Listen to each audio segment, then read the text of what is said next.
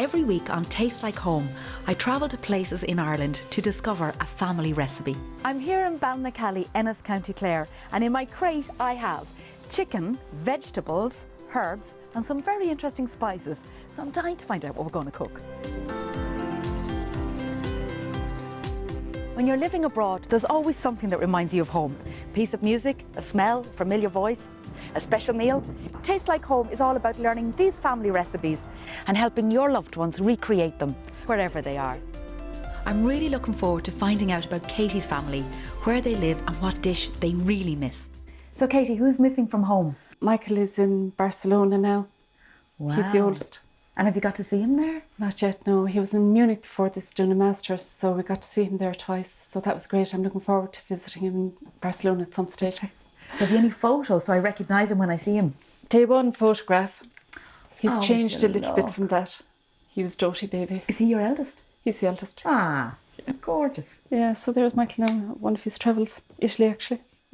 In Italy? Yeah, So does he like cooking? he loves cooking because of, I suppose, the nature of his work. Biomedical research, nutrition, at the micro end of it. And also he's a runner. He's very serious runner, cross-country, long distance, endurance. So he's very serious about his food. So a healthy diet is very important to him. Very important to him. And what does he miss about home? Just home cooking, having everybody together, and I have a dish in mind that he would really love to have. Yeah. It's not a traditional Irish dish by any stretch of the imagination. It's like a Caribbean chicken stew. Oh, Maybe not the full-blown chilli, because Mammy isn't quite the full-blown chilli person, but they can add chilli to it if they want more chilli. When he comes home, my sister will come out, his granny from Nina will come up to visit. If there's anybody around, it's a great dish, and you can, if extra people arrive, you can just add into it as well. But yeah, it's a nice dish to have on the table. So I'm cooking for Katie's son Michael, who lives in Barcelona, and we're making a chicken fricassee. If you want to cook this recipe or any of the recipes featured in the series, they're available online.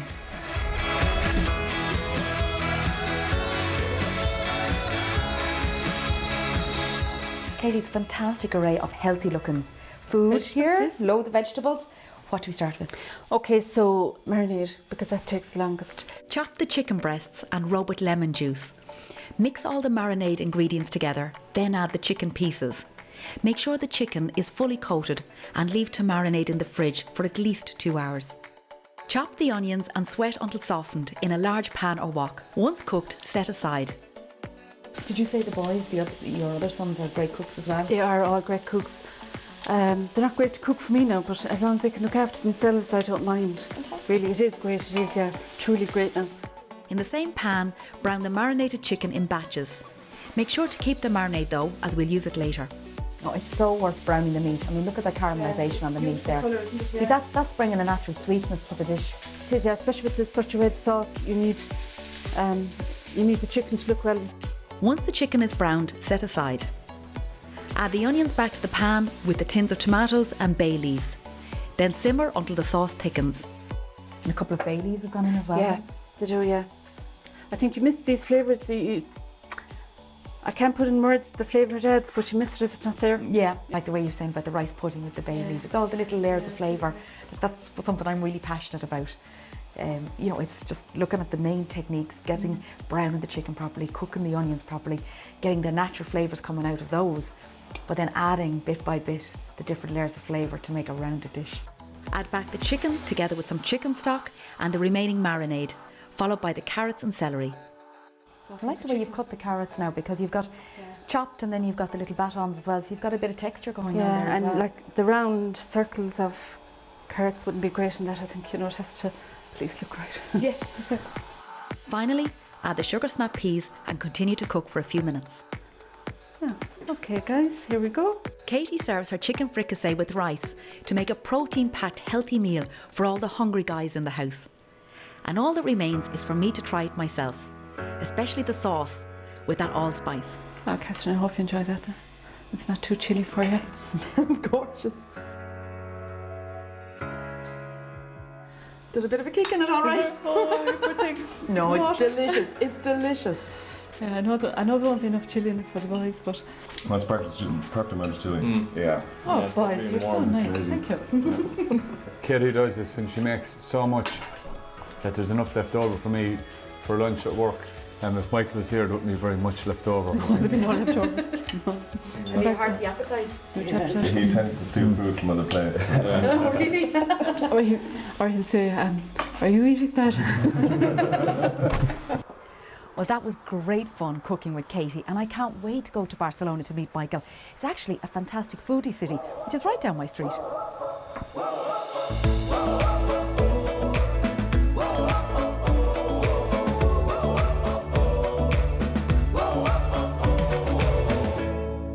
So this is Barcelona, one of the most beautiful cities in the world. It has everything. It has beaches, it has architecture, it has amazing food. And I'm off to meet Michael, who's going to show me a lot more of this city. Michael. Hi, Catherine. How are you? Lovely to see you. Lovely to see you too. What a fantastic city you live Yeah, it's great. Amazing. in. I'd say you probably don't miss home that much, do you? No, I Living in do. a place like this. I miss those green fields and a bit of wind, you know. But A bit of wind. Well, I'm thrilled to be in Barcelona. yeah, well, you're very welcome. Thank you very So much. this is Gothic Quarter, so Okay. it's one of the, I guess, the original old parts of Barcelona, and I guess it's sort of also the epicenter for tourists and for bars and nightlife. So yeah, it's a nice spot. You can see that. It's early in the morning and it's so busy. Yeah, already. It's in the Already, morning, and yeah. it's loads of tourists around, lots of action, some singing out here as well. So there's a temple right around the corner, which is 2,000 years old. So this is like really the sort of the Right. birthplace of Barcelona around here. I think, What about food? I mean, I'm familiar with the food, and as far as I'm concerned, it's one of the best foods in the world, after Yeah. Italian and Irish, of course. Of course. But what about you? What do you think of the food? What I love about it is sort of the simplicity of it. You know, it's nothing too fancy. Like you know, in the kitchen, like it's very easy to prepare all the stuff yourself, and quite, I guess, healthy as well. Like, you know, this Mediterranean diet that people like to talk about. It's exactly that, like simple and just good food. Yeah. And dining out?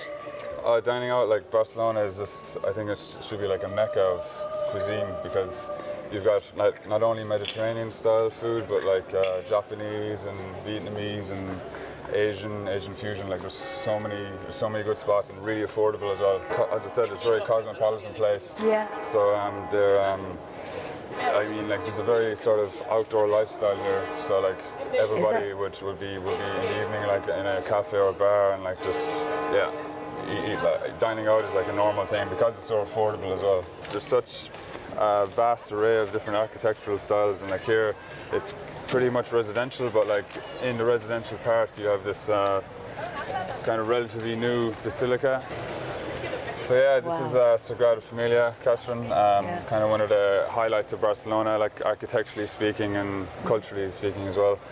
But it really represents Barcelona for its sort of madness. You know, it's a type of church that you wouldn't see in any other city, really. It's like really avant-garde.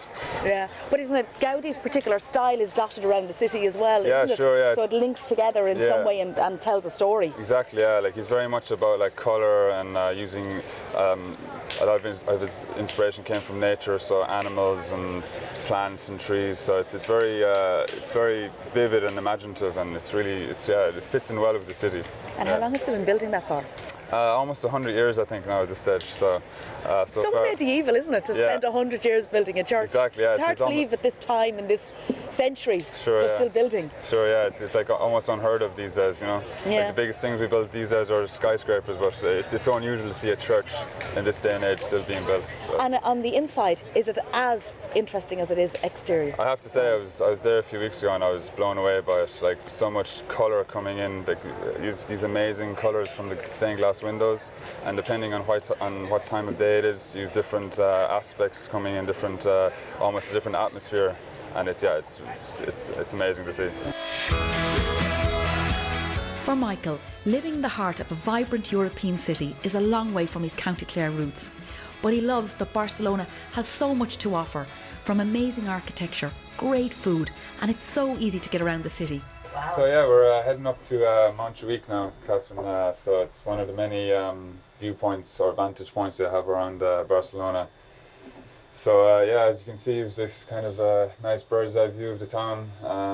Even Sagrada Familia, you can see in the distance there. So over in the far distance, you have the modern parts with new office blocks and apartment blocks, and as you can see all around, we're surrounded by mountains and hills, and yeah, every weekend I'd go up on the bike and have a little spin around, but. Yeah, it's amazing to see it it's so accessible as well, and it's so nice to see it from this point of view. It's even so interesting, not just architecturally, but just colour-wise. Yeah, you know, you've got the contrast of the blue of the sea, and then that lovely red tops and that. Yeah, the port seems to be one of the main hubs in the Mediterranean as well. Like you've like 3 or 4 cruise ships coming in every day, and these triple-decker, quadruple-decker yachts coming in from God only knows where, but yeah. So you've like a lot of activity down at the port as well. So it's yeah, and kind of a lot of tourists coming in every day. So it ticks all the boxes, doesn't it? It has a bit of everything for everybody. Yeah, exactly. Between yeah, the food, the architecture, the beach. Yeah. You know, just oogling at those super yachts alone is just fun. Some of the best views of the city are from Montjuic Castle, which is on top of Barcelona's most historic mountain. It's pretty impressive, isn't it? Yeah, so this is Montjuic Fort. Barcelona has quite a coloured history of various invasions and sieges. So and because it's on top of a hill, you've the vantage point of the whole city, and then like the oncoming marauding ships coming from the Mediterranean. So for that reason, it's quite strategically placed. Now it's just super yachts that come in. Exactly, yeah, they're marauding of a different type. Yeah, it's a nice spot. Yeah. Beautiful. Love it here. Barcelona is the capital of the Catalonia region in Spain. Catalonian food has a long culinary tradition and makes use of fish, seafood, olive oil, bread and vegetables. And we're meeting Alex, who will show us around the Santa Caterina market, which was first opened in 1848. Bon dia. Hey Alex. How are you? Great, thank you. Welcome. Thank you very much. Shall we go inside? Yes. Sure. Yep. We can start tasting some sausages if you want. Sausages? Yes. Okay. Because there is a special sausage I wanted to try. We call it butifarradol, so egg sausage. What do you call it? What? Egg sausage. It's made of egg. That's what I thought. Yes. What was egg? Yeah, egg is. Yeah. Eggs. So it's made of eggs. Yeah. Well, it's like a white sausage, so it has a lot of fat and pork offal as well, Yep. but also egg. So it's the famous sausage for Carnival. We celebrate here the Fatty Thursday, so it's the first day of Carnival, and it's when people get full of meat and protein before the Lent. Before Lent, that's the Thursday before Lent, where we have Pancake Tuesday. Yeah. You have Fatty Thursday, isn't that right? Exactly. Pancake Tuesday sounds so much better than Fatty Thursday, mind you. Agreed. Yeah. I love it. Oh, it's really good. Tomatoes play a large role in Catalan cooking, and there are hundreds of varieties to choose from. We have other interesting varieties of tomato. So this is called the witch's nose, and it's one of the, Catalan tomatoes, also known as pepper tomato. Like this one, that it's called the nun's breast. So now it's time for the king of fish. So this is what we call bacallanaria. It's a stall specialized only in salt, salted cod. Okay. So what they do is they buy the whole fish already salted, they slice it, and they desalt it. So you can buy it both ways, cured or ready to cook. This is the whole cod. Whoa. The way they get it, they buy it. Big. This is an eel, a conger eel. I love the way they leave the teeth and everything on. It's kind of scary looking. This is an interesting product. It's a cured loin of tuna. So it's cooked the same way. Sorry, it's cured the same way as Iberian ham, and that's why we call it the ham of the sea. Ooh. It can be as expensive as Iberian ham, Yes. and trust me that it's same level. Yes. Really? That's so good. That's it. Oh my goodness. It almost tastes like ham. And then Yep. it's like after a while, it's like, oh, it's fish. Yeah. You're right. Yeah. this is just a fantastic education into Barcelonian food, isn't it? Catalan food. It's great for you. You're not long in the city. Well, welcome to Barcelona.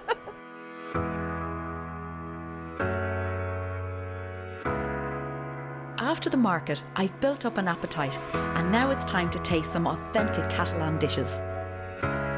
So this is peasant food. It is. So 3 dishes that represent the traditional Catalan cuisine that you can still find in a place like this, a food house. So we have as a starter some spinach sauté with chickpeas and black sausage. Fresh spinach that now are on season. So, and well, chickpeas are always dried here. Yes, this is called bacallà. It's been cooked with some flour, fried, and then on the same oil you fry some garlic, parsley, and paprika. But you turn the heat off very easy and quickly, and then you add this oil on top of the garlic, of the cod. I'm not a fan of salt cod, to be honest. So I'm very interested to see how this pans out. I haven't tried it myself actually. I'm leaving the pepper to last. That's delicious. Wow, fantastic. That is packed with flavour. Yeah. Still not a fan? Or No, I would convert. Baby squid. baby squid cooked a la bruta, so without cleaning their ink. You just salt it with oil. That's it. This was the recipe of fishermen, so they would cook it straight after catching them. So it's as simple as possible. Just product. That is beautiful. Wow. That was Wow. really good. That Oh is my so nice. goodness. I was not expecting that. Usually squid is quite plain, or it's just sort of like rubbery, but it's like a nice, really nice texture with that. Just It's the sea flavor. Yeah. Yeah. See, there's Really a good. flavour of that I haven't experienced before. Yeah, same me. Yeah. It's time for us to head back to Michael's apartment and teach him how to recreate his family recipe, making sure to pass on all the tips and tricks so that it tastes like home. Do you remember this dish from home? I do, but to be honest, I have not a clue how to cook this. My mum's kitchen is sort of it's her kitchen, so like any intruders are severely punished or given a. So I was lucky to get in the door, was I? You were, yeah, you were one of the lucky few. So how hot do you like everything? I would say medium Medium. to well, if you can call that in spice terms. What do you think? Yeah, it looks like a good Or would you mix. Yeah. would you go for another little bit? I have another half of that maybe. Yeah, Half of that. that's perfect now. Yeah, nice. So everybody's arrived and they seem like such a lovely group of people. They're from all over the world and I'm really wondering how they're going to react to an Irish dish with a Caribbean twist.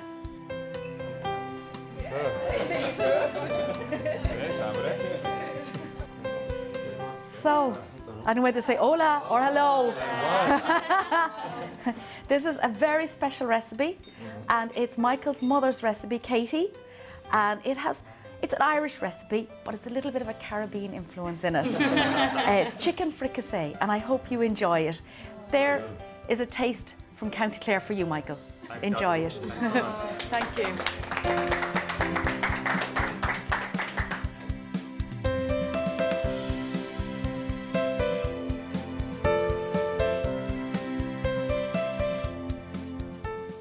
So is it the same as your mom made it? I have to say, it's up there. It's definitely. Awesome. I'm a happy boy. Yeah. So you're cooking for us every week now, right? Yeah, definitely. Yeah, come on over. It will be this dish every week, by the way. Nothing else. Es un poco picante, ¿no? Picante, sí. Joder.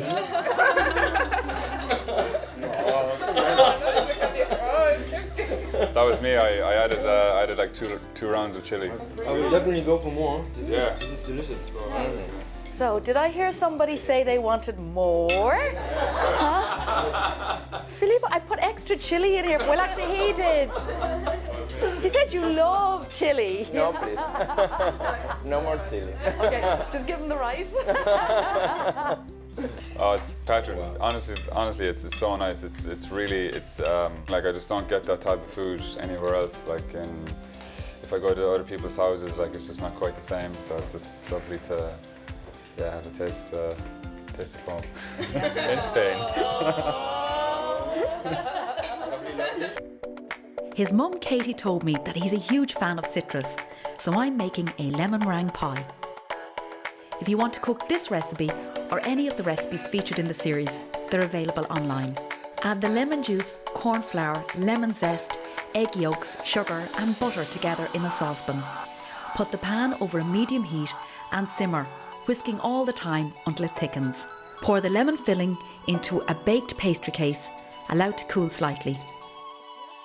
For the meringue topping, whisk egg whites, adding sugar and corn flour until the meringue forms peaks. Put the meringue topping into a piping bag and pipe over your lemon filling. Transfer into the preheated oven for 18 to 20 minutes until golden and brown. Is this slice big enough for you, Michael? Just right. Beautiful. Thanks. Enjoy it. Thank you. All right, let's dig in. This is actually usually my birthday cake. Honestly. Yeah. Oh, yeah. Very, very This is good. really good. Oh, so heavenly. I think I need the recipe for this. Not that I need Is it. this meant to just like? Whoa. That's amazing. Just for curiosity, are your favorite dishes something traditional from your country? Because mine is not. No, mine is. Yeah. Well, you're Italian. Yeah. No, that's easy. Yeah. Yeah, Yeah. yeah, You're from your own country? yeah. Yeah. It's like a Bulgari? peanut. No. It's like a peanut sauce that's like, yeah, Oh, okay. and it's really good. And then you have it with like bananas, like plantain. So yeah. Oh, nice. We are from Valladolid, into the north of Spain. But the close favorite Madrid. dish is from there? Lechazo. Ah, Lechazo is it's a little sheep. is a little sheep. Yeah. No. Okay. Sí. Oveja. Oveja. Ba- Oh, sheep. ba- yeah. Yeah. I don't eat a lot of traditionally British food, but I think the thing I really miss is a roast dinner. But obviously I'm vegetarian, so a vegetarian roast dinner. So it's just potatoes. Mainly the potatoes. My favorite dish. Here we go. There we go. It's bruschetta. That's just bread and tomato. No? Bread and It's like not just bread and tomato. it's a way of life. Well, I'm delighted you enjoyed it, and I'm so delighted that for you the meal this evening tasted. Oh, thanks so much, Catherine. It's been amazing, and yeah, just everything was just top notch. Definitely beyond that. The lamb meringue pie is probably one of the best I've ever tasted. Seriously, no offense, man. That was good. Grandmother, wasn't it? That was the Yeah, baker she that would. made the lamb meringue Yeah, pie? she'd make that as well. But she was much TV, so it's okay. Tamami. I really enjoyed Barcelona. Michael was a fantastic host, showing me around this amazing city. And I think Katie would be especially pleased at how well her chicken fricassee went down. But it's time for me to go home now. On next week's show, I'm eating out of food trucks and making donuts with the difference. And I'm bringing the perfect Irish sausage from Blackrock to Portland in Oregon.